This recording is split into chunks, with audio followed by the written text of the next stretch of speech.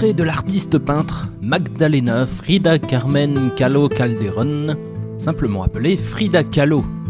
Frida naît dans la Maison Bleue, la Casa Azul, en 1907, non loin de Mexico.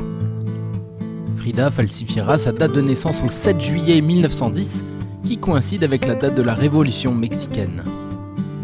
Tel un arbre généalogique, elle peindra sa famille avec ses grands-parents, mexicains et allemands. À 6 ans, Frida est victime d'une poliomyélite, atrophie de la jambe droite. Les enfants la nomment Frida la boiteuse. Elle est une très bonne élève et elle peut prétendre à une école prestigieuse pour devenir médecin. Mais en allant prendre ses cours, son autobus a un accident terrible avec un tramway. Elle est grièvement blessée, les os brisés, alitée pendant 3 mois. Le bassin, les côtes et la colonne vertébrale sont brisées, 11 fractures à sa jambe droite. Elle immortalisera son accident par la peinture « La colonne brisée ». C'est d'ailleurs à ce moment que les parents de Frida lui offrent un set de peinture, un miroir au plafond et un chevalet adapté pour qu'elle fasse une activité. Frida souffrait aussi d'une dentition peu élégante et évitait de sourire trop pour ses autoportraits, ce qui explique cet air austère qu'elle prenait sur ses peintures.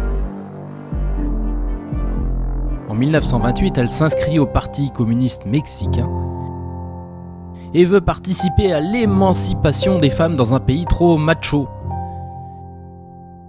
En elle brûle un désir de voyage, d'études et de liberté. La même année, elle rencontre le peintre Diego Rivera. Elle lui montre ses dessins, il lui trouve du talent. Ils tombent amoureux et se marient l'année suivante. Diego part ensuite réaliser une commande à San Francisco et emmène Frida avec lui. Elle découvre le monde des artistes et tente d'avoir un enfant de Diego. Mais les fausses couches se suivent à cause de son terrible accident. Elle a le mal du pays et veut rentrer.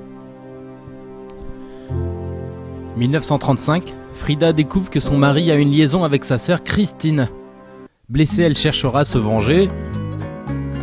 Par exemple avec Léon Trotsky, en asile politique au Mexique.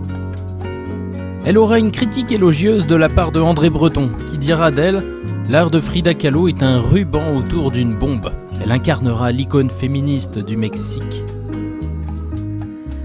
La liberté sexuelle, comme par exemple avec Joséphine Baker.